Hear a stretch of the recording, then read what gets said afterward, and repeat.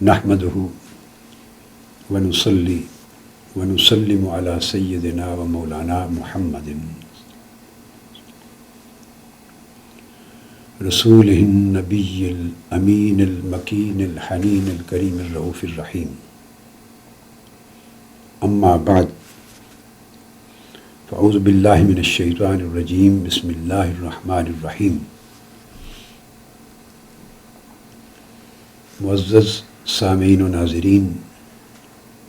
الحمدللہ تعالی ہم اللہ جل مجدہ کی توفیق سے تصوف اور تعلیمات صوفیہ کے موضوع پر سلسلہ وار گفتگو کر رہے ہیں، اور پچھلی چند نشستوں سے ہماری گفتگو کا مدار تصوف کے اس پہلو پر ہے کہ تصوف کا شریعت محمدی صلی اللہ علیہ وسلم اور تعلیمات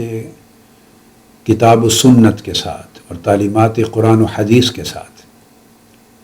کتنا گہرا اور پختہ تعلق ہے. گویا یہ نقطہ اس وقت زیر غور ہے، تصوف اور لزوم شریعت کو سمجھا جائے. اور پچھلی نشست میں غالباً ہم نے علامہ ابن تیمیہ کے حوالے سے ان کی کتاب الاستقامہ کا ریفرنس دیتے ہوئے جلیل القدر ائمہ تصوف اور اکابر مشائخ قوم، یہ اصطلاح کتب تصوف میں اہل تصوف میں استعمال ہوتی ہے ائمہ کے ہاں. جب وہ کہتے ہیں مشائخ القوم تو اس کا مطلب ہوتا ہے ائمہ کبار. قوم سے مراد طبقہ صوفیہ لیتے ہیں،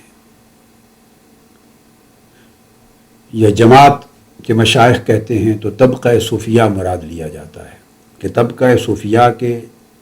اکابر ائمہ ان کے ہاں تصوف کا بیان اس طرح ہے. سو تمام مشائخ قوم،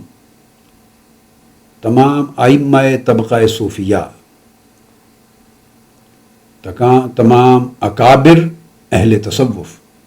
جو اتھارٹیز ہیں، جن سے تصوف کا مفہوم، تصوف کا معنی، تصوف کی صحت اور عدم صحت کے حدود، تصوف کی جملہ تعلیمات، تصوف کے مضمون کے مشمولات اور متضمنات، اور تصوف کے تمام ضروری احکامات کا پتہ چلتا ہے. اور وہی معیار ہیں تصوف کے باب میں ہر بات کے قبول کرنے یا رد کرنے کا، وہی معیار ہیں، وہی اتھارٹی ہے. تو ایسے ائمہ تصوف کے ریفرنسز علامہ ابن تیمیہ نے اپنی کتاب الاستقامہ میں دیے، اور ان کو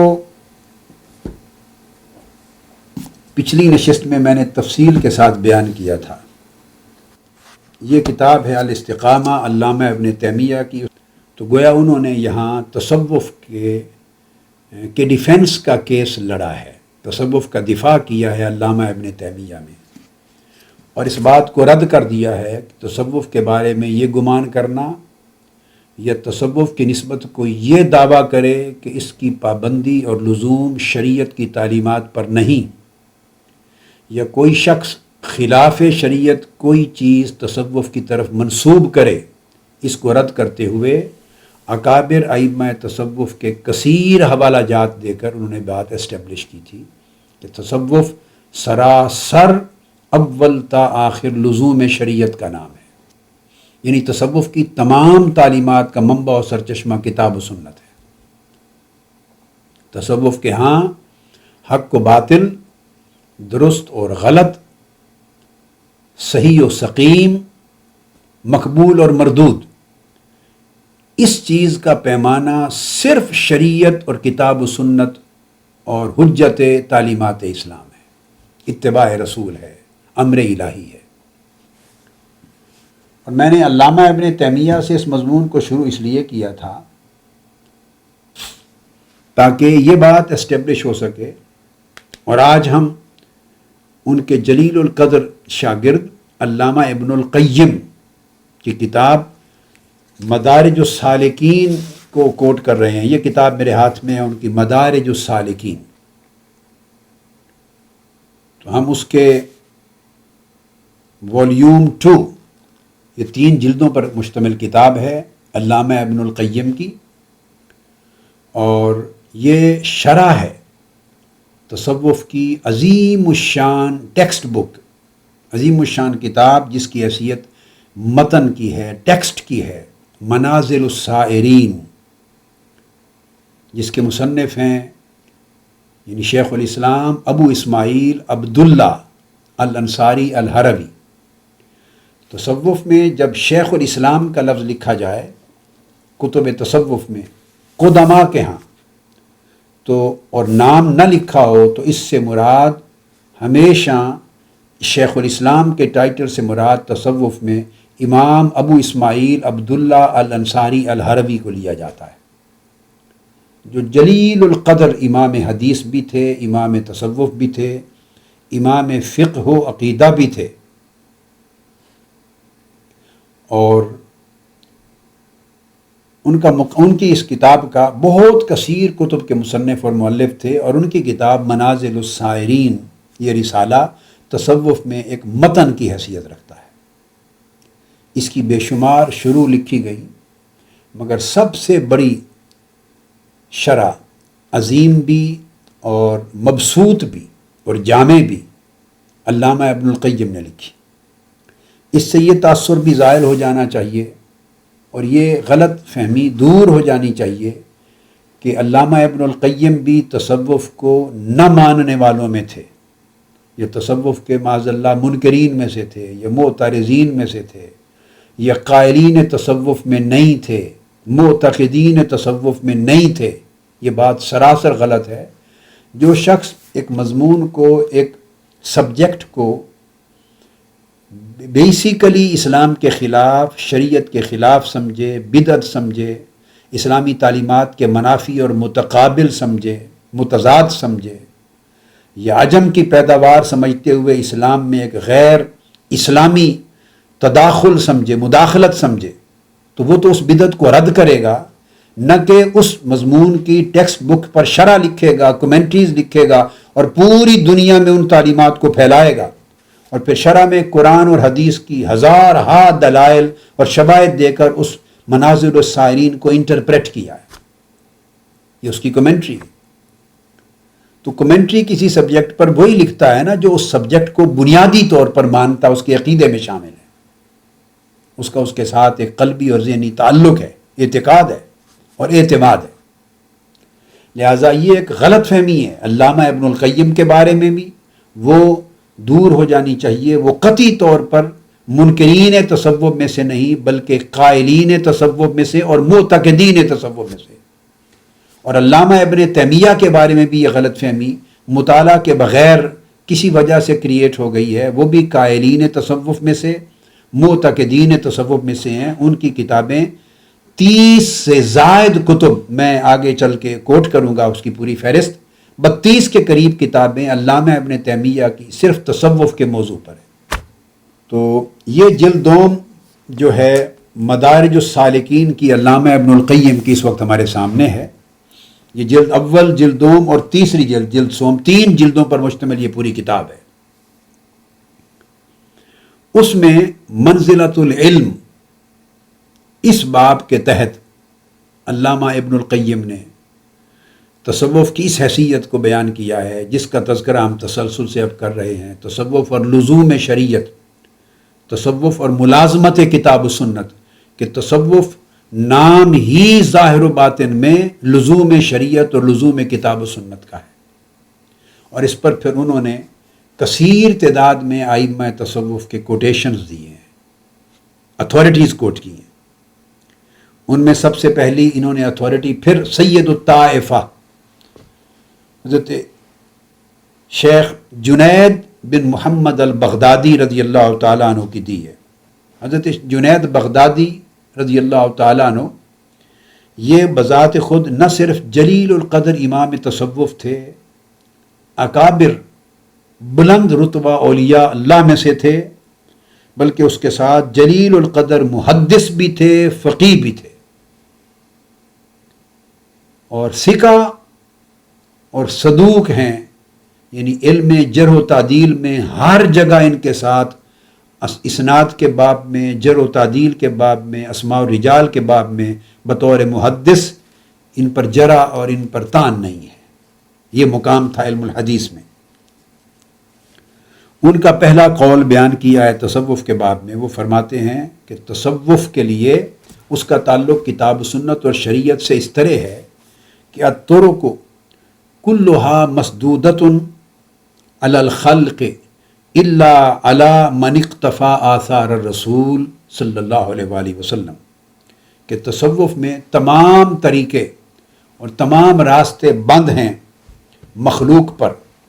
یعنی مخلوق کے لیے تصوف کا کوئی ایک دروازہ اور کوئی ایک راستہ بھی ایسا نہیں جو کھلا ہو سوائے ایک راستے کے، اور وہ اس شخص کا راستہ جو رسول پاک صلی اللہ علیہ وآلہ وسلم کی سنت، آپ کی شریعت اور آپ کی سیرت طیبہ اور آپ کے اقوال، افعال، اعمال اور تقریرات اور تعلیمات ان کی کامل پیروی کرنے والا ہو۔ گویا کامل اتباع رسول صلی اللہ علیہ وآلہ وسلم کے بغیر تصوف کا نہ کوئی دروازہ کھلا ہے نہ کوئی راستہ کھلا ہے، سب بند ہے۔ تو گویا تصوف کے سارے راستے جس دروازے سے گزرتے ہیں وہ دروازہ اتباع شریعت رسول صلی اللہ علیہ وآلہ وسلم۔ اب یہ جو قول دیا انہوں نے، اس کو علامہ ابن تیمیہ نے بھی بیان کیا، اس کو علامہ ابن القیم نے بھی بیان کیا، اسی قول کو امام ابو القاسم القشیری نے الرسالہ میں بھی بیان کیا، اسی کو امام ابو عبد الرحمن السلمی نے طبقات میں بھی بیان کیا، اسی کو ابو نصر سراج الطوسی نے بیان کیا، اسی کو صاحب تعارف شیخ امام کلابازی نے بیان کیا، اسی کو حضور داتا گنج بخش علی حجویری نے کشف المحجوب میں بیان کیا، اسی کو سیدنا غوث العظم شیخ عبد القادر جیلانی رضی اللہ تعالیٰ عنہ نے غنیت الطالبین میں بیان کیا۔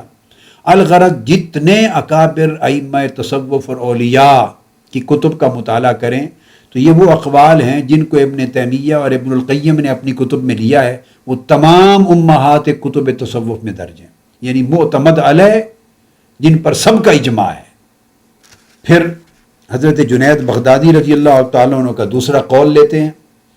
اور ابن القیم بیان کرتے ہیں کہ انہوں نے فرمایا من لم یحفظ القرآن و یکتب الحدیث، جو شخص قرآن کو حفظ نہ کرے اور حدیث کو لکھے نہیں، یعنی قرآن اور حدیث کے ساتھ، اس کے علم کے ساتھ اس کو یاد کرنا، اس پر عمل کرنا، اس کو محفوظ کرنا، جس کا معمول نہ ہو،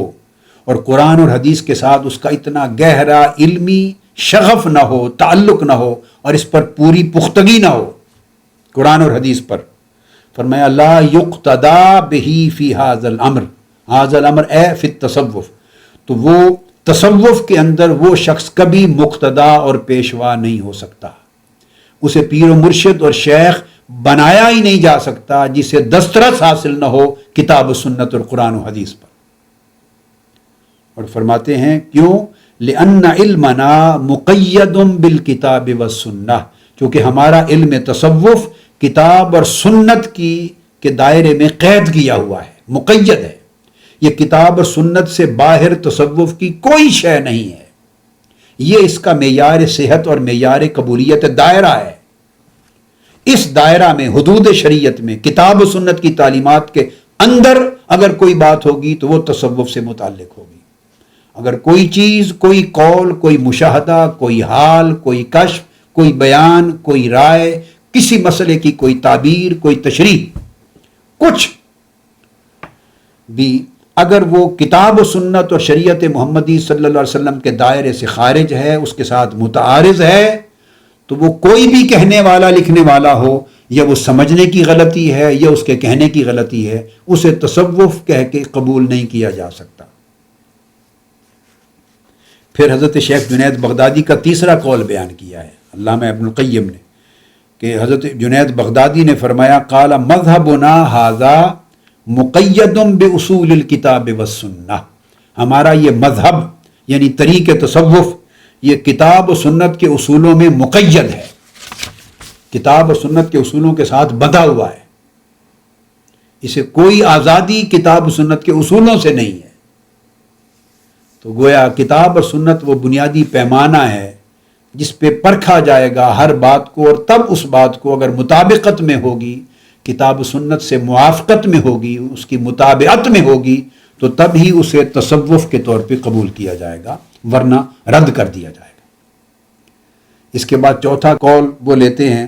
حضرت ابو حفص النیشا پوری کا، یہ بھی ابن تیمیہ بیان کر چکے ہیں اور ہم نے اس کو الاستقامہ کے تحت کوٹ کیا ہے، تو میں اس کو صرف مختصراً بیان کر دیتا ہوں۔ وہ بیان فرماتے ہیں کہ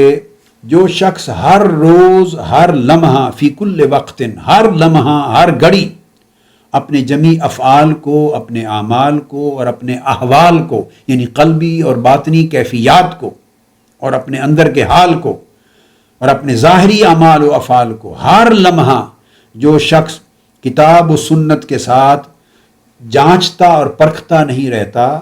کہ کہیں وہ کتاب و سنت کے ساتھ متعارض یا متضاد یا متخالف تو نہیں ہو گئے، کہیں کتاب و سنت کے خلاف تو میرا کوئی قول، کوئی فعل، کوئی عمل اور کوئی قلبی اور باطنی حال اور داخلی کیفیت شریعت محمدی کے اصول اور کتاب و سنت کے اصول کے خلاف تو نہیں ہو گئی۔ اس چیز کا محاسبہ کرتے رہنا، معائنہ کرنا، ہم وقت مطالعہ کرنا، اس کی نگرانی کرنا، اس کا ہر وقت موازنہ کرتے رہنا، تولتے رہنا۔ فرمایا جو شخص اتنا اہتمام کتاب و سنت کی پابندی کا نہ کرے کہ ہر لمحہ اپنے ہر قول، فعل، ظاہری اور باطنی کو کتاب و سنت کے ترازو پہ نہ پرکھتا رہے اور تولتا نہ رہے، تو فرمایا فلا یعد فی دیوان الرجال، وہ مردان حق کے دیوان میں اس کا نام بھی شامل نہیں ہوتا، اس کا نام مردان حق کی فہرست سے خارج ہوتا ہے۔ پھر اس کے بعد اگلا قول امام ابو سلیمان الدارانی کا ہے رضی اللہ تعالی عنہ۔ وہ فرماتے ہیں کہ کئی بار صوفیاء کرام کی مجالس سے یا ان کے اقوال میں سے کوئی نکتہ آتا ہے، میرے قلب پر وارد ہوتا ہے، اس کی کیفیت مجھے نصیب ہوتی ہے اور میں پھر کئی دن اس کی کیفیت رہتی ہے، لیکن وہ فرماتے ہیں کہ میں اس نکتہ کو، حتیٰ کہ اس واردات کو، اس کیفیت کو بھی اس وقت تک قبول نہیں کرتا جب تک دو شاہد عادل یعنی ایماندار عدالت والے دو گواہ اس کی تائید نہ کر دیں اور اس کی تصدیق نہ کر دیں، اور وہ عدالت والے گواہ ایک کتاب ہے اور ایک سنت ہے۔ یعنی جب تک ہر نکتہ اور اس کی ہر کیفیت اور تمام واردات اور ان سے پیدا ہونے والے جملہ روحانی اثرات کی ہر شے کی تائید مجھے قرآن اور حدیث سے نہ ملے اور شریعت محمدی صلی اللہ علیہ وسلم کی تعلیمات کی مطابقت کے ذریعے نہ ملے، تو میں کسی کیفیت اور واردات کو بھی قبول نہیں کرتا، رد کر دیتا۔ یہ پیمانے دیے جا رہے ہیں اور یہ ایک سٹینس ہے صوفیاء کرام کا تصوف پر، جسے ابن تیمیہ اور ابن القیم جیسے لوگوں نے بیان کیا ہے، اس کے کیس کو ڈیفینڈ کیا ہے۔ اور باتیں یہ وہ ہیں جو اولیاء اللہ نے کہی ہیں، انہوں نے جمع کر کے اپنی دونوں کتب میں جمع کیا اور ترتیب سے لکھا ہے، اسٹیبلش کرنے کے لیے کہ تصوف کو کتاب و سنت کے خلاف سمجھنا جہالت ہے یا دلالت ہے یا بے خبری ہے، لا علمی ہے یا گمراہی ہے۔ تصوف کو کتاب و سنت اور شریعت کی تعلیمات کے منافی کچھ سمجھنا ٹوٹلی بے علمی ہے، جہالت ہے، اور یہ ظلم ہے تصوف پر۔ اس لیے انہوں نے تمام ان اقوال کو جمع کر دیا ہے اور تعلیمات کو، کہ تصوف کی تعلیمات کو تشکیل دینے والے اور اس میں اتھارٹی سمجھے جانے والے، ان میں ایک شخص بھی ایسا نہیں جو تصوف کی کسی ایک شے کو اور واردات کو بھی اور کشف کو اور حال کو یا قال کو کتاب و سنت کی مطابقت کے بغیر قبول کر لے۔ پھر اس کے بعد حضرت سہل بن عبداللہ تستری رحمۃ اللہ تعالی علیہ، پھر وہ بیان کرتے ہیں، ان کا قول ہے اور وہ فرماتے ہیں کل فعل یفعلہ العبد بغیر اقتداء طاعتن کان او معصیتن فهو عیش النفس. فرماتے ہیں کہ ہر فعل جو کوئی شخص جس کا مرتکب ہوتا ہے، جسے کوئی پرفارم کرتا ہے، انجام دیتا ہے،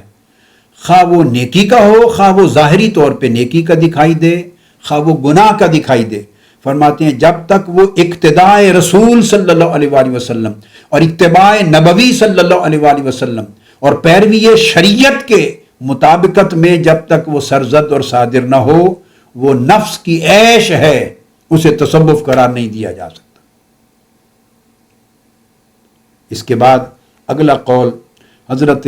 سری السقطی رضی اللہ تعالیٰ عنہ کا ہے، جو جلیل القدر ائمہ تصوف میں سے حضرت سری السقطی اور جمیع اولیاء اور صوفیاء کے امام. وہ فرماتے ہیں التصوف اسم لثلاثۃ معانی. تصوف 3 معانی کا نام ہے. تصوف نام ہے 3 حقیقتوں کا، 3 معنوی حقیقتوں کا. ایک پہلی معنوی حقیقت یہ ہے کہ تصوف کی شرط ہے کہ جو معرفت نصیب ہوتی ہے، معرفت عبادات کے روحانی اثرات کے ثمر پھل کے طور پر، طاعات کے روحانی پھل کے طور پر، ریاضات اور مجاہدات کے جو روحانی پھل اور ثمرات مترتب ہوتے ہیں قلب میں، باطن میں، روح میں، اس سے معرفت جنم لیتی ہے اور پھر معرفت کا نور ہوتا ہے. وہ فرماتے ہیں کہ جب بندے کو حتیٰ کہ مقام معرفت پر بھی پہنچے اور اس معرفت کا نور بھی اسے نصیب ہو رہا ہو، تو فرماتے ہیں شرط یہ ہے کہ اس کی معرفت کا نور اس کے زہد، ورع اور تقوی کے نور کو بجھا نہ دے. پہلی شرط ہے تصوف کی. تصوف میں قبول کا پہلا معیار، صحت کے پرکھنے کا پہلا معیار، اور تصوف اس معنوی حقیقت کا نام ہے. 3 معنوی حقائق میں سے پہلی یہ کہ حتیٰ کہ مقام معرفت پر بھی پہنچ جائے تو معرفت کا نور اس کے ورع اور اس کے تقوی کے نور کو نہ بجھائے. یعنی ورع سے مراد وہ حرام سے پرہیز کرنا شریعت کا حکم ہے، حلال اور حرام کی پابندی رکھنا، اوامر و نواہی کی پابندی رکھنا، حرام کے قریب نہ جانا، حلال کو اپنانا اور شبہات کے قریب نہ جانا جو حلال اور حرام کے مابین غیر مبین ہے. شبہات کے قریب نہ جانا، حرام کو کلیتاً ترک کر دینا، فقط حلال پر عمل کرنا، فرائض و واجبات پر عمل کرنا، اوامر و نواہی شریعت کی حدود کو ہرگز نہ توڑنا، اس کا پورا اہتمام کرنا ظاہر اور باطن میں، یہ ورع اور تقوی ہے. تو فرمایا اس ورع کا ایک نور ہے. جب آدمی شریعت کی مکمل پابندی کرتا ہے تو اس پابندی شریعت سے نور حاصل ہوتا ہے. ادھر معرفت کا نور حاصل ہوتا ہے قلب اور باطن میں. فرمایا اس تصوف کو قبول کیا جائے گا جس میں معرفت کا نور اور پابندی شریعت کا یعنی ورع کا نور عین ایک دوسرے کے ساتھ موافق ہوں گے، ایک دوسرے کے ساتھ مطابقت رکھتے ہوں گے. اگر معرفت کا نور ورع یعنی پابندی احکام شریعت کے نور کو بجھانے لگے، کمزور کرنے لگے، یعنی اس میں بندے کے اندر کمی آنے لگے، تو سمجھو کہ یہ واردات تصوف کی نہیں ہے، اس سے تائب ہو جائے. فرمایا تصوف کا پہلا معنی یہ ہے. اب دوسرا معنی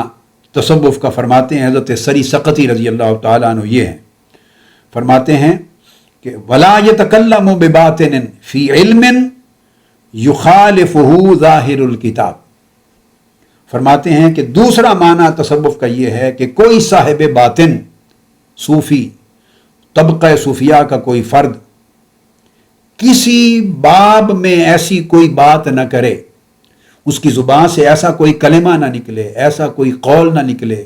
ایسا کوئی کشف اور حال وہ بیان نہ کرے، علم کی کوئی ایسی بات اس کی زبان سے نہ نکلے جو قرآن مجید اور سنت نبوی صلی اللہ علیہ وسلم شریعت کے ظاہری احکام کی مخالفت میں ہو. یعنی کتاب و حدیث، کتاب و سنت اور قرآن و حدیث کا جو علم ظاہر ہے، اگر وہ مخالف ہو اس علم باطنی کا، تو علم ظاہر کو رد نہیں کیا جائے گا، اس علم باطن کو رد کر دیا جائے گا. یہ تصوف کا دوسرا پیمانہ بیان کرتے ہیں کہ گویا جو واردات باطن میں پیدا ہوتی ہیں اور ان واردات اور ان کیفیات اور ان احوال اور ان کے ثمرات کے نتیجے میں جو علم نصیب ہوتا ہے، علم باطنی علم، فرمایا وہ باطنی علم ظنی ہے، وہ واردات اور ان کے ثمرات کے نتیجے میں اس صاحب باطن نے اخذ کیا ہے، اس کے فہم میں آیا ہے،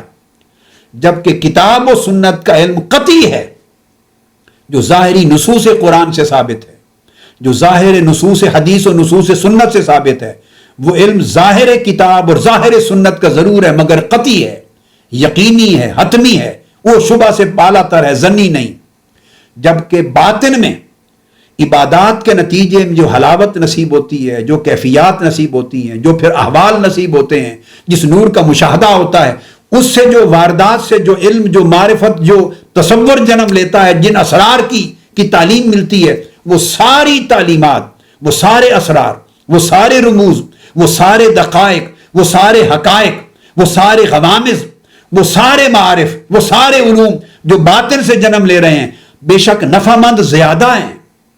فائدہ مند زیادہ ہیں، مگر وہ اپنی حیثیت میں اور اپنی حقیقت میں ظنی ہیں، پروبیبل ہیں، انڈیفینٹ ہیں، کیونکہ اس میں بندے کی سمجھ کا تعلق ہے اور سمجھ میں اس کی غلطی ہو سکتی ہے، اس میں صاحب باطن کی تعبیر کا تعلق ہے۔ جیسے خواب میں انسان کچھ خواب دیکھتا ہے، خواب یاد رکھ لیجئے حق ہے، میں اس کی مثال دیتا ہوں بات سمجھانے کے لیے، خواب حق ہے، الا یہ کہ وہ پریشان خیالی کا نتیجہ نہ ہو، جو منتشر خیالی ہوتی ہے، پریشان خیالی ہوتی ہے، یا کوئی مرض ہوتی ہے انسان کو جس سے پریشان خیالیاں رات کو دن بھر کی سوچیں اور پریشانیاں اور تفکرات خواب کی شکل میں وہ رات کو دیکھتا ہے، وہ خواب نہیں ہوتا، تو اس کو پریشان خیالی کہتے ہیں، وہ نفس کے انتشار کی منتشر خیالات ہوتے ہیں، وہ اس کے، ان کو حلم کہا گیا ہے حدیث پاک میں، صحیح بخاری صحیح مسلم میں، اور حلم من الشیطان، وہ نفس اور شیطان کی طرف سے ہوتے ہیں، ان کی حقیقت نہیں ہے۔ اور جس کو رؤیا کہتے ہیں، خواب، جس میں حضور علیہ الصلوۃ والسلام کی زیارت ہوئی، کسی کو انبیاء علیہ السلام کی زیارت ہوئی، مساجد کی زیارت ہوئی، کعبۃ اللہ کی ہوئی، مدینہ طیبہ کی ہوئی، بارش کو دیکھا، بادل کو دیکھا، آسمان کو دیکھا، زمین کو دیکھا، لوگوں سے اولیاء صلحاء بزرگان دین کی زیارت، ان سے گفتگو ہوئی، تعلیم ملی، الغرض بے شمار، اگر نوافل پڑھ کے استخارہ کیا، اس کے نتیجے میں خواب دیکھا،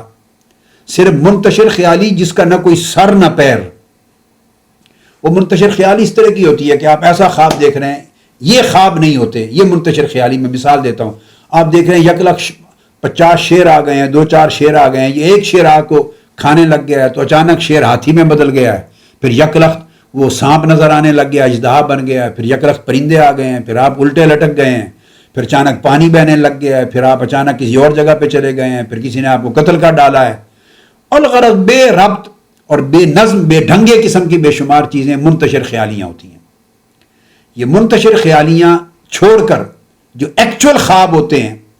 اچھے معنی پر مشتمل ہوں یا برے معنی پر مشتمل ہوں، ان کو رویا کہتے ہیں۔ رویا خواب حقیقت ہوتی ہے، وہ حق ہے۔ اب ہر خواب کی ایک تعبیر ہے، بعض اوقات خواب میں انسان دیکھتا کچھ اور ہے، اس کی تعبیر کچھ اور ہوتی ہے،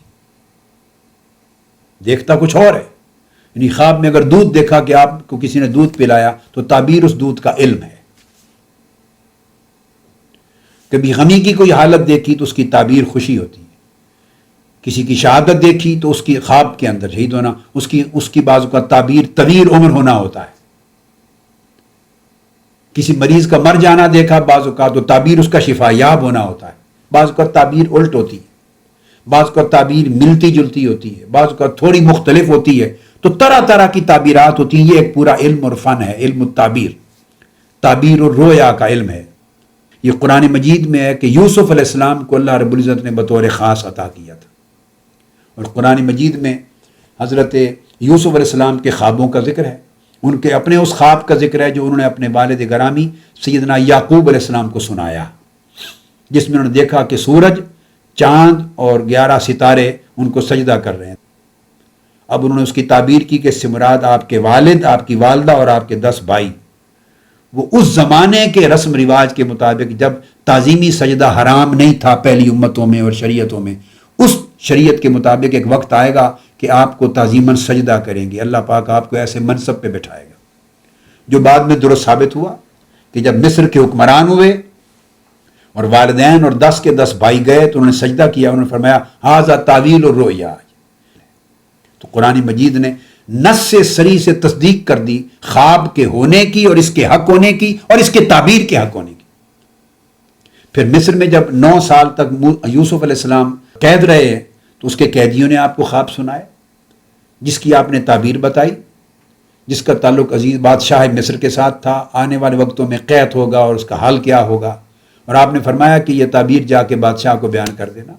اور وہ بتانا بھول گئے تو آپ 9 سال جیل میں رہے۔ بعد میں یاد آیا تو پھر آپ کی تعبیر سنائی تو جیل سے نکالا گیا۔ قرآن مجید میں پورا تذکرہ ہے، خوابوں کا بھی تذکرہ ہے اور ان کی تعبیرات کا بھی تذکرہ ہے۔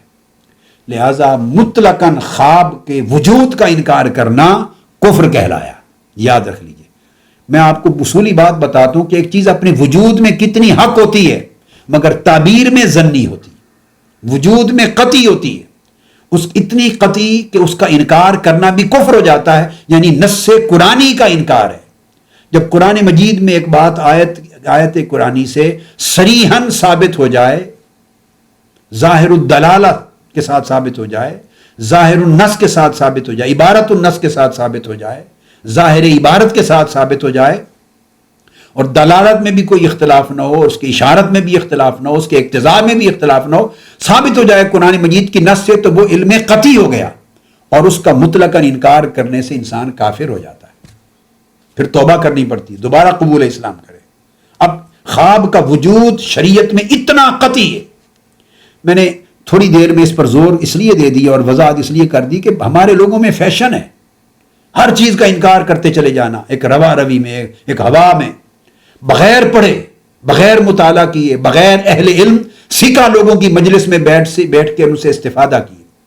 بس اپنے ذہن میں جو خیال آیا، ہوائے نفس ہے، ایک ذہنی رجحان ہے، ایک ہوا ہے، بس اس کے تحت بس وہ فیشن بن گیا ہے کہ بس ہر چیز کا انکار کرنا، اس سے وہ ذرا ماڈرنسٹ کہلاتے ہیں، ماڈرن بن جاتے ہیں، یہ جدیدیت تصور ہوتی ہے، ہر چیز کا انکار کرنا، اور کہتے ہیں یہ جی توہمات ہوتے ہیں، یہ سب توہمات ہیں، یہ صوفی لوگ مانتے ہیں خوابوں کو، یہ خوابوں کے ماننے والے لوگ ہیں۔ بھئی خوابوں کے ماننے والا تو قرآن ہے، پھر آپ بتائیں کس کو رد کر رہے ہیں؟ کبھی سوچا آپ نے؟ خوابوں کے ماننے والے پیغمبر ہیں، حضرت یعقوب علیہ السلام مان رہے ہیں، سیدنا یوسف علیہ السلام مان رہے ہیں، اور خوابوں کو ماننے والا اللہ رب العزت خود ہے، اپنی کتاب قرآن میں خوابوں اور ان کی تعبیرات کو بیان کر رہا ہے۔ خوابوں کو آقا علیہ السلام بیان کرتے ہیں، بخاری، مسلم، ابو تو کل کتب حدیث کے اندر ابواب ہیں رویا پر، اور آقا علیہ السلام نے فرمایا الرؤیا صالحہ میری نبوت کا 46واں حصہ ہے، نبوت کا 46واں حصہ ہے نبوت کا۔ اور حدیث پاک میں عائشہ صدیقہ رضی اللہ تعالیٰ عنہ سے مروی ہے کہ آقا علیہ السلام کی بعثت کے اوائل زمانے میں جب بعثت قریب تھی تو جب بعثت جو قریب آتی گئی تو آپ کے امر کی ابتدا بھی نیک خوابوں سے ہوئی، اور جو خواب رات کو دیکھتے تھے دن کی سفیدی میں وہ سچا ثابت ہو جاتا تھا۔ تو گویا زمانہ بعثت کے قرب میں حضور علیہ السلام کو 2 چیزوں کی کثرت ہونے لگی، ایک خلوت کے ساتھ رغبت ہو گئی، بہت تنہائی کے ساتھ، ایک خواب ہے جو سچے خواب تھے وہ سچے ہمیشہ ہی آتے تھے آقا علیہ السلام کو، مگر کثرت سے آنے لگے۔ پھر ہر روز کا آقا علیہ السلام کا معمول تھا، صحابہ کرام میں نماز فجر کے بعد بیٹھتے اور صحابہ کرام صفوں میں بیٹھے ہوتے قطاروں میں، ان سے پوچھتے سناؤ کیا خواب آئے ہیں۔ صحابہ کرام روزانہ خواب بیان کرتے، آقا علیہ السلام ان کی تعبیر بیان کرتے۔ خود آقا علیہ السلام کے اپنے خواب اور خلفائے راشدین کے خواب سیاستہ جیسی تمام کتابوں میں متفق علیہ اعلیٰ اسانید کے ساتھ درج ہے، صحیح اسانید کے ساتھ۔ تو میں عرض کر رہا ہوں کہ خواب ایک ایسی حقیقت ہے جس کے وجود کا انکار کرنا شریعت کا، قرآن کا، حدیث کا انکار ہے، کفر ہے۔ مگر اب اگلی بات، جو اس خواب کا معنی ہے، تعبیر، وہ ظنی چیز ہے۔ خواب کا وجود قطعی ہے، اس کا معنی ظنی ہے، پروبیبل ہے۔ خواب کا وجود ڈیفینٹ ہے، اس کی تعبیر انڈیفینٹ اور پروبیبل ہے، ظنی ہے، وہ قطعی نہیں، چونکہ تعبیر انسان اپنے علم کے ساتھ کرتا ہے۔ اب کسی کے پاس تھوڑا علم ہے، کسی کے پاس زیادہ، تو اگر دونوں نے الگ تعبیر کی تو جو فن تعبیر میں زیادہ ماہر ہے اس کی تعبیر زیادہ بہتر ہوگی، اصح ہوگی۔ پھر تمام صحابہ، پھر تابعین، اتباع التابعین، ائمہ، سب امام بخاری اور ان کے زمانے تک سب خواب دیکھتے اور اکابر کے پاس جا کے ان کی تعبیر پوچھتے، خواب دیکھتے اکابر کے پاس جا کے ان کی تعبیر پوچھتے۔ خود امام بخاری نے خواب دیکھا صحیح بخاری کی تالیف کے بارے میں، اور بعض اوقات خواب دیکھنے میں ایسا واقعہ ہوتا ہے جو خواب میں انسان دیکھتا ہے کہ ظاہری علم کے مطابق انسان کانپ جاتا ہے، تصور نہیں کر سکتا۔ امام بخاری نے خواب دیکھا کہ آقا علیہ الصلوۃ والسلام تشریف فرما ہیں اور آپ پنکھا لے کے، مکھیاں آپ پر جسم اطہر پر بیٹھنے سے مکھیوں کو نہیں بیٹھنے دے رہے، اڑا رہے ہیں یا بھگا رہے ہیں۔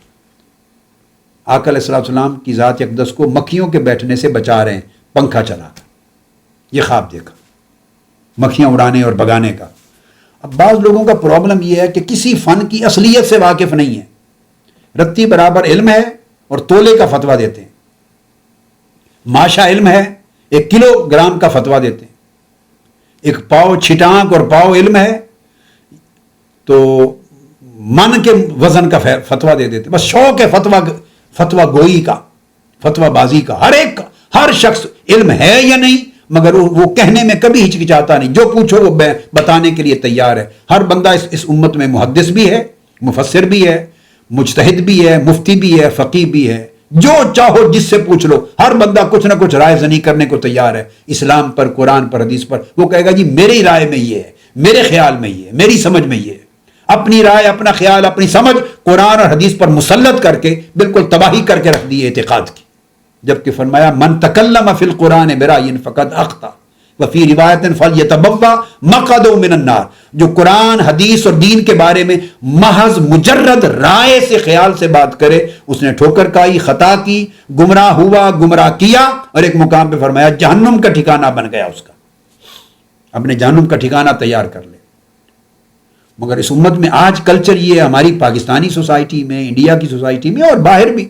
ہمارے سوسائٹی میں ہر شخص نے قرآن، اس مسئلے کو قرآن میں نہیں پڑھا، حدیث میں نہیں پڑھا، کتب فقہ، اس سے پوچھو کتنی کتابیں پڑھی ہیں آپ نے؟ اب میری رائے میں یہ ہے، رائے بنانے والے شخص رائے تو دیا کرتے تھے ائمہ فقہ، قرآن و سنت کی روشنی میں۔ یہ مقام امام اعظم ابو حنیفہ کا تھا، قیاس کرتے تھے۔ یہ امام مالک کا تھا، امام شافعی کا تھا، احمد بن حنبل کا تھا۔ رائے دینے، آپ رائے دیں، مگر بتائیے کہ قرآن مجید کو کتنا پڑھا؟ قرآن مجید کی تلاوت بھی کرنی نہیں آتی صحیح، وہ رائے دے دے گا، فتویٰ دے دے گا۔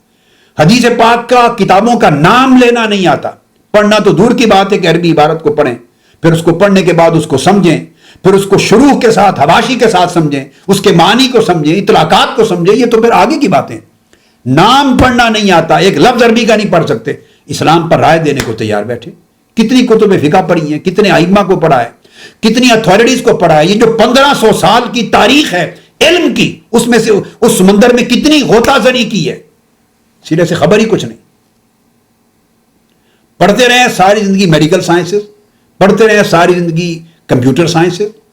پڑھتے رہے ساری زندگی سوشل سائنسز، پڑھتے رہے ساری زندگی لٹریچر کو، سوشیالوجی کو، فلسفی کو، کیمسٹری کو، باٹنی کو، کمپیوٹر کو، ماڈرن کمیونیکیشن کو، مینجمنٹ، بزنس ایڈمنسٹریشن کو، پڑھتے مختلف سبجیکٹ رہے ہیں۔ ساتھ ہی ساتھ چونکہ ہر مسلمان کا بچہ، مسلمان گھر میں پیدا ہونے والا، قرآن کی تلاوت بھی کرتا ہے، کچھ نہ کچھ کتابیں بھی مسلمان ہونے کے ذوق سے پڑھ لیتا ہے، اردو زبان میں، انگلش میں لکھی ہوئی کتابیں، انگلش میں اردو میں کچھ پڑھتے رہیں تو سوجھ بوجھ تو ہر ایک کو ہوتی چلی جاتی ہے نا، ہوتی چلی جاتی، وہ اسپیشلسٹ تو نہیں ہوتا، تو پھر اس میں کچھ مطالعہ نہیں ہے، مگر ایک لیول، سطح ایک ایسی آتی ہے لائف میں کہ پھر وہ جس طرح وہ ٹھیک ہے، وہ اسپیشلسٹ ہوگا، ممکن ہے انفارمیشن ٹیکنالوجی میں اسپیشلسٹ ہوگا، بزنس مینجمنٹ میں اسپیشلسٹ ہوگا، سوشیالوجی میں، سوشل سائنسز میں وہ اسپیشلسٹ ہوگا، انجینئرنگ میں ہوگا، میڈیکل سائنس میں ہوگا، میڈیسن میں ہوگا، کسی چیز میں ہوگا اسپیشلسٹ، اس میں رائے دے جس کا وہ اسپیشلسٹ ہے، اگر ہے تو۔ مگر بدقسمتی یہ ہے کہ کویک بھی نہیں ہوتے دین کے بارے میں، ABC بھی نہیں پڑھی ہے پراپر چینل سے، پراپر پروسیجر کے مطابق، تو وہ ہر ایک بندہ اپنی رائے دیتا ہے، اپنا خیال ظاہر کرتا ہے۔ اس سے دین کو نقصان پہنچا، امت میں تشدد اور انتشار اور افتراق ذہنی پیدا ہوا ہے، اور نوجوان نسل بہک رہی ہے، سوائے اس کے کچھ نصیب نہیں ہو رہا ان کو۔ تو اس شوق میں، اس لگن میں، وہ ہر بندہ اپنے نئے سٹائل اور نئے فیشن کے تحت ہر چیز رد کرتا چلا جاتا۔ تو میں یہ عرض کر رہا تھا کہ جب کہ خواب امام بخاری نے جب دیکھا، وہ خواب میں جو واقعہ بعض اوقات نظر آتا ہے وہ ظاہر میں، یعنی باقاعدہ علم شریعت کے مطابق وہ درست نہیں ہوتا، مگر ظاہر میں اسے قبول نہیں کیا جائے گا، خواب میں قبول کیا جائے گا، چونکہ خواب میں وہ ایک واقعہ ہے جو خواب میں دکھائی دیا، تعبیر وہ نہیں ہے، تعبیر مختلف ہوگی، تو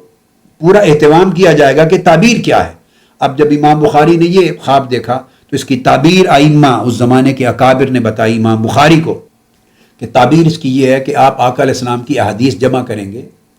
اور صحیح احادیث کو چنیں گے اور موضوع احادیث کو آپ دور کریں گے. اب موضوع احادیث جو کہ منسوب کی گئی ہیں آقا علیہ السلام کی طرف، جو کہ آقا علیہ السلام نے نہیں فرمایا، وہ جھوٹ منسوب کیا گیا ہے کہ آپ نے فرمایا. تو مکھیوں کو ہٹانے کا مطلب یہ تھا کہ خواب میں موضوع روایات کو مکھیوں کے طور پہ دکھایا گیا. وہ مکھیاں ہیں. موضوع روایات اور موضوع حدیث جو من گھڑت ہیں، فیبریکیٹڈ ہیں اور آقا علیہ السلام کی طرف منسوب کی گئی ہیں، پنکھے سے ان کو جو بھگا رہے ہیں اور بیٹھنے نہیں دے رہے، وہ یہ کہ انہیں ہٹا کر صرف صحیح حدیث کو جمع کر رہے ہیں کہ ایسی کتاب مرتب کریں گے. سو یہ خواب بنیاد بنا امام بخاری کی صحیح بخاری مرتب کرنے کا. امام بخاری کی زندگی میں اور خواب آیا. آپ کی والدہ ماجدہ کو بچپن میں جب امام بخاری خود نابینا ہو گئے، انہوں نے گریہ وزاری کی، دعا کی. خواب میں سیدنا ابراہیم علیہ السلام کی زیارت ہوئی آپ کی والدہ ماجدہ کو. انہوں نے خواب میں بشارت دی کہ آپ کا بیٹا بینا ہو گیا. صبح اٹھی تو امام بخاری کی بینائی واپس لوٹ آئی تھی. تو جو رات خواب دیکھا، بشارت سیدنا ابراہیم علیہ السلام کی صبح سچی ثابت ہو گئی. تو دیکھا یہاں بالکل حقیقی معنی بن گیا، تعبیر خواب کے مطابق ہو گئی. مکھیوں والا خواب جس میں مکھیوں کو ہٹایا پنکھے سے، اس میں ریل معنی میں نہیں تھا بلکہ میٹافوریکل میننگز میں تھا، تو وہ تعبیر آ گئی. کبھی اس سے بھی مختلف ہوتی ہے. امام اعظم ابو حنیفہ نے خواب دیکھا کہ معاذ اللہ آقا علیہ السلام کی قبر انور کے اندر آپ کا جسد مبارک اور استخوان ہڈیاں مبارک خاک میں مل گئی ہیں. اب وہ خاک میں سے ایک ایک ہڈی مبارک کو چن کے جسم پاک کو اکٹھا کر کے جمع کر رہے ہیں، ہڈیاں چن رہے ہیں مبارک. پریشان ہو گئے کہ آقا علیہ السلام کا جسم پاک تو ثابت ہے، روحانی حیات بھی جسمانی حیات بھی ہے. انبیاء علیہ السلام کے جسموں کو تو مٹی کھا ہی نہیں سکتی، جسم تحلیل نہیں ہو سکتے، جسم ہڈیاں سب قیامت کے دن تک اسی طرح صحیح سالم اور ثابت رہتی، زندہ رہتے ہیں. تو یہ تو خواب بظاہر حکم شریعت اور حکم حدیث اور حکم اسلام کے خلاف ہے. بزرگوں کے پاس گئے، اپنے زمانے کے اساتذہ شیوخ اور ائمہ کے پاس تعبیر پوچھی، انہوں نے مبارک دی. فرمایا اس کی تعبیر یہ ہے کہ آپ آقا علیہ السلام کی تمام احادیث میں سے، قرآن اور احادیث نبوی صلی اللہ علیہ وسلم میں سے احادیث کو جمع کریں گے، احادیث صحیحہ کو جمع کریں گے اور احکام کو جمع کر کے فقہ مرتب کریں گے حضور کی شریعت کے احکام کو. احادیث میں سے احکام کی احادیث کو چن چن کر ایک شریعت کے لیے احکام کا ایک مجموعہ مرتب کریں گے. یہ وہ تو ہڈیاں مبارک جو دکھائی گئی ان سے مراد احادیث الاحکام تھی. احادیث الاحکام. اب احکام کے ساتھ جوڑ، یہ فن تعبیر ہے. جوڑ کیسے بنا کہ پورے جسم میں سب سے زیادہ مضبوط محکم شے ہڈی ہوتی ہے، سب سے زیادہ طاقتور شے مضبوط اور محکم ہڈی ہوتی ہے، مستحکم شے. اب وہ جو ہڈیوں کا ایک استحکام ہے، اس کا محکم اور مستحکم ہونا، اس کا اشارہ تھا میٹافوریکلی آقا علیہ السلام کی احادیث الاحکام کی طرف، کہ احادیث تو اخلاق پر بھی ہیں، زہد پر بھی، رقائق پر بھی، ورع پر بھی، اخلاق پر بھی، ہر چیز پر ہیں، مگر حلال و حرام اور جمیع احکام کی جو حدیث ہیں، اس احکام کو جسم کے ہڈیوں کے حصے کے ساتھ اس محکم ایسپیکٹ کو جوڑا گیا، آیات محکمات میں جوڑا گیا. اور تعبیر کے طور پہ اشارہ انہوں نے فرمایا کہ احادیث نبوی صلی اللہ علیہ وسلم میں سے احکام کی حدیث کو جمع کر کے تو آپ فقہ مرتب کریں گے. تو امام اعظم فقہ حنفی کے بانی ہوئے پوری امت کے لیے. تو یہ خواب بنیاد بنا. اب یہ جمیع کتب میں ہے، اس پر کبھی کسی نے تاریخ میں انکار نہیں کیا. یہ ان کے تراجم اور احوال اور تذکرے کی تمام کتب میں بغیر اختلاف کے یہ آتا ہے. ہر مکتب فکر کے سلفی ہے یا حنفی ہے، اہل حدیث ہے یا اہل سنت ہے، حنفی، شافعی، مالکی، حنبلی ہے، قدیم ہے، جدید ہے، ہر دور میں ہر مکتب فکر کے ہر امام، ہر محدث، ہر مفسر، ہر فقیہ اور ہر عالم نے ان چیزوں کو مانا ہے. سب کے ہاں یہ کتابوں میں درج ہے، اس پر انکار کسی نے نہیں کیا، اس لیے کہ قطعی چیز ہے. مگر رہ گئی تعبیر ظنی ہے. کبھی کوئی شخص عین ممکن ہے کہ سچا خواب ہے مگر اس نے اس کو سمجھا، مانا اس کا غلط کر دیا، اس کی تعبیر غلط کر بیٹھا. بھئی جیسے قرآن اور حدیث کی عبارتیں ہیں، دو چار علماء الگ الگ معنی کرتے ہیں، ایک غلط کر دیتا ہے، ایک صحیح کر دیتا ہے. آیات کے معنی کرتے ہیں، ترجمہ کرتے ہیں، تفسیر کرتے ہیں، کوئی غلط تفسیر کر رہا ہے، کوئی صحیح تفسیر کر رہا ہے. حدیث کی کوئی غلط تشریح کر رہا ہے، کوئی صحیح تشریح کر رہا ہے. واضح سری احکام ہیں، سری احادیث ہیں، صحیح آیات ہیں، ان کی غلط اور صحیح تعبیر و تشریح کرنے والے لوگ بھی ہیں۔ غلط تشریح کر کے لوگ بد عقیدہ، گمراہ اور بے ایمان ہو گئے۔ ختم نبوت کی آیت کی غلط تشریح کی ہے، لوگ اسلام سے خارج ہو گئے۔ کتنے لوگ ہیں؟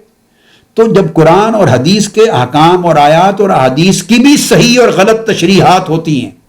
تو خواب تو پھر ایک باطنی امر ہے، اس کی تعبیر غلط بھی ہو سکتی ہے، صحیح بھی ہو سکتی۔ تو صحیح ہوگی تو قبول کی جائے گی، غلط تو اس کی پھر ان کا ایک اپنا فن ہے، شرائط ہیں، قواعد ہیں۔ صحیح ہوگی تو قبول کی جائے گی، غلط ہوگی تو قبول نہیں کی جائے گی، رد کر دی جائے گی۔ تو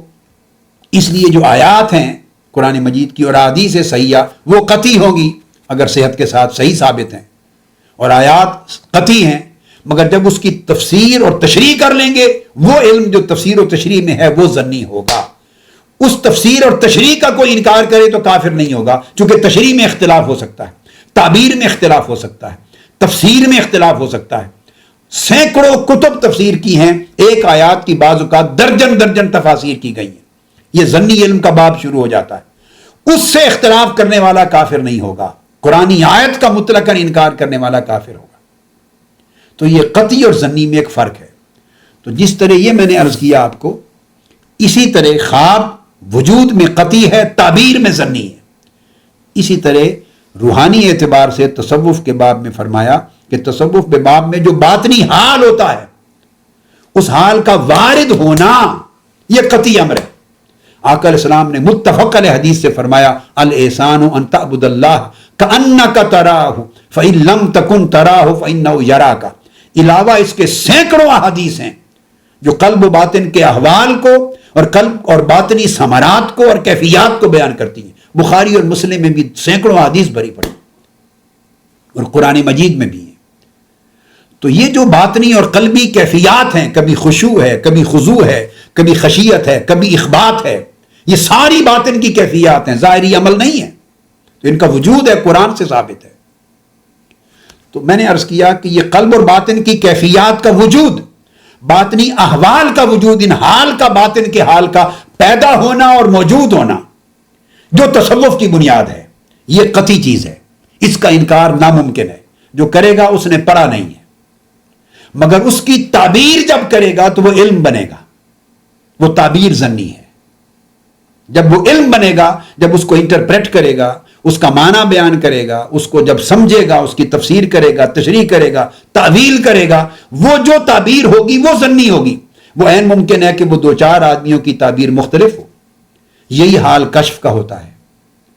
لہذا قلبی اور باطنی جمی واردات اور مکشوفات، کل واردات، احوال اور جتنے کشف ہوتے ہیں یہ سارے باطنی امور ہیں۔ جب ان کو سمجھا جاتا ہے، اس کا جو معنی انسان، کشف اسی طرح ہے جیسے آدمی سویا ہوا خواب دیکھتا ہے۔ ولی اللہ اور صوفی باطن میں خواب کی مانند کشف کو دیکھتا ہے،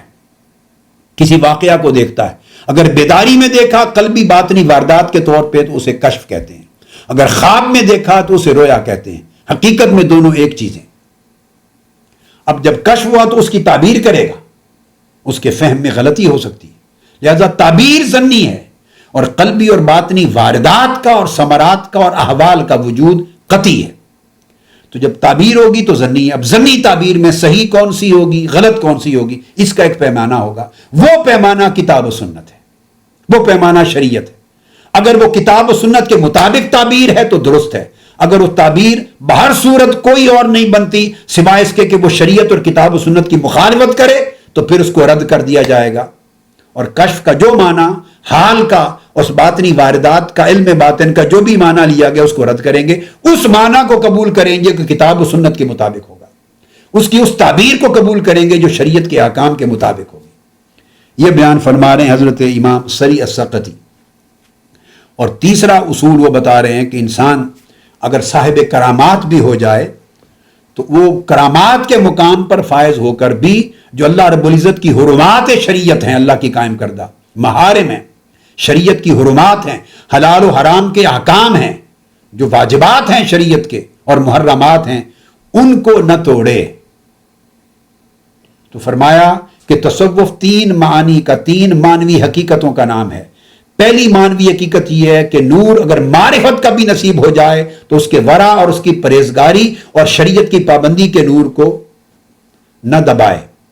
اگر وہ باصاحب باطن ہو جائے صاحب حال تو اس کا باطنی علم بھی شریعت اور کتاب و سنت کے ظاہری علم کے خلاف نہ ہو. اور تیسرا اگر صاحب کرامات بھی ہو جائے تو اس کی کرامات کے مرتبے بھی شریعت کی حرمات اور محرمات اور حلال و حرام کے احکام کے خلاف نہ جائیں.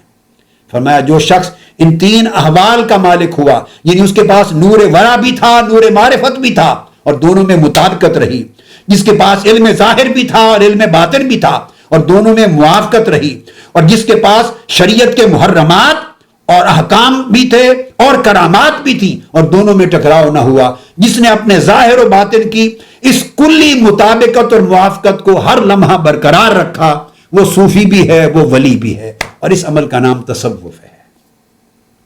آج کی گفتگو یہاں پہ ختم کرتے ہیں. انشاءاللہ اسی مضمون کو اگلی نشست میں جاری رکھیں گے. وما علینا الا البلاغ. شیخ الاسلام ڈاکٹر محمد طاہر القادری کے آفیشیل یوٹیوب چینل کو سبسکرائب کریں اور بیل آئیکن کلک کریں.